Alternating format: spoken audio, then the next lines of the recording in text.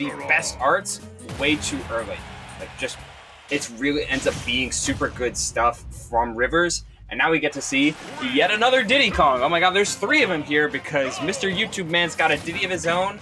And definitely a good choice when coming up against Sephiroth, because this is a matchup that may end up being one of Sephiroth's worst, period. A lot of monkey business going around right now, but definitely not enough to want to do the ditto. So much to the point where he's going to elect to choose what you say is probably a losing matchup right here in the favor of Diddy Kong, which sort of makes sense. You know, like, this is sort of the same thing as that Shulk factor. Yeah, you know, giant disjoint that you got to work around, but I have a projectile I can spawn, which in and of itself allows for so many more numerous options for you to break that zone and get in on a character like Sephiroth. But at the end of the day, you know, Sephiroth's a big set play character in and of itself, and he's got pretty good out of shield in that neutral air, as we all know for sure, so even if it could potentially be losing, I'm not going to go out on a limb here and say that Sephiroth can't do it.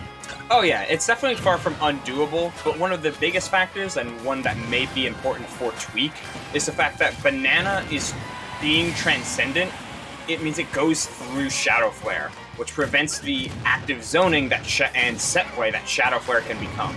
Fortunately for Sephiroth, he still has a massive disjoint. He still has access to things like wing and neutral air to combo Diddy and go air to air with Diddy. So it's not like it's -2, but it is troublesome if you're trying to play a very down-to-earth kind of Sephiroth and try to space them out with Shadow Flare and F-Tilt. Ooh, speaking of.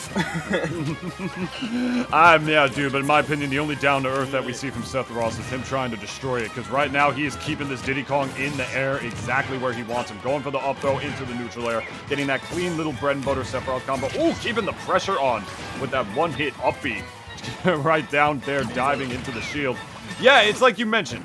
You know, if you're actually playing that neutral with Diddy Kong, and I feel like this is something that's so true for so many matchups, as, my goodness, Tweek Sephiroth out here 3 stocks to 1 on YouTubeMan's Diddy for sure. He's gonna try and play neutral with Diddy Kong as little as possible. Like right here, you see him just patiently waiting for the air dodge, just keep him in the air, and just sticking in that distance with the sword, my friends. This is beautiful Sephiroth play coming out from Tweek. Yeah, this is just all advantage all the time, and going for things like up throw at these mid to late percents, like that's the kind of stuff that you don't see often with Sephiroth, because most of the time he gets more off of the positioning from forward and back throw. But if you're going for up throw, that means you're trying to snipe Diddy out in these mid-air situations, like with that jump read forward air. Like, you're looking for those specifically, because Diddy cannot challenge how big and active that F-tilt is. It's sort of similar to how a character like Mario does against Diddy Kong, you know? Mario's got some of this amazing airspeed, plus like a reflector, so he can just fly around the stage and not have to be slow and like wait to see how Diddy's going to throw his banana. Sephiroth is sort of the same way, not even really just in terms of the mobility, but in terms of that range. He's got a giant sword, you know, once you get to his opponent in disadvantage, he's going to have a relatively easy time keeping him there, especially with the style of set play that a character like Sephiroth knows how to deliver. So as long as he's able to keep that Diddy in the air, you know, try and play that neutral with him as little as possible, I see no reason that Sephiroth can't do work in this matchup. Yeah, Sephiroth's good enough to not Look at that! Did you see that? He just held in and then he hit Diddy Kong out of his throat.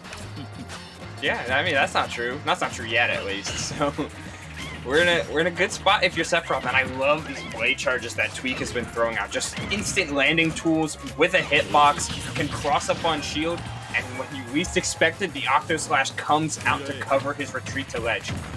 So good. Tweek is playing. Oh. No, I think he actually grabbed the ledge crashed. yet. I think he crashed into the ledge. The down smash didn't hit him. Did that hit him out of the barrel? I want to say that the barrels were still active when he was approaching, despite running into ledge. So maybe, but we'll have to get a replay on that when this game wraps up. So we keep moving on forward, and Tweek has got his wing on deck, looking to try and end, perhaps even end this stock at 63, or just wait it out and see what Gons wants to do with a banana in center and Sephiroth's speed. Always a threat. Again. Extra jump and the movement buff for sure. He's got that wing on deck. Gonna spot dodge the grab though. Looking like a damn Robert the Robot player out here with these down tilts 4 in a row to get him off the stage, narrowly missing the back air to take the stock. But Gon's YouTubeMan out here doing some great work to keep this damage on the Sephiroth. That's the thing with Diddy, man. Once he actually breaks that zone of Sephiroth, that's when I feel like he's actually going to be able to get in and do work. What just happened there? He was tagged with Shadow Flare. I didn't even see him do it. Tweek's, there's the big difference between Tweek and Ned. Like, Ned likes to space you out with the disjoint. Tweek likes to retreat with Shadow Flare. And even if you only have one orb, that's all Tweek needs to make you feel scared. Fortunately for Gons, he only was tagged with the orb early, so he had time enough to retaliate. But always having that orb means Sephiroth always has access to all of his best tools, and a chance to escape from punishment for free. Forgive me, my friend, I must have blinked. I didn't even see him get the orb on him. Honest to God, it looked like he just like barreled back into the blast zone from my end, but either way, Gon's down to his last stock right here, and he was at the perfect percent. The perfect percent for that setup in the worst possible place that you can get hit by. You know the drill. Back throw, back air, Sephiroth. As he walks into the flames, he's gonna burn down DKIL after Nibelheim. Oh no. Yeah, you know, he's not even gonna steal the bananas. He's just gonna watch him. He's just gonna watch him melt. Watch him melt down into a banana smoothie that he'd have to lap up off the floor if he wants to salvage what's left of his banana horde. Does Sephiroth need to eat?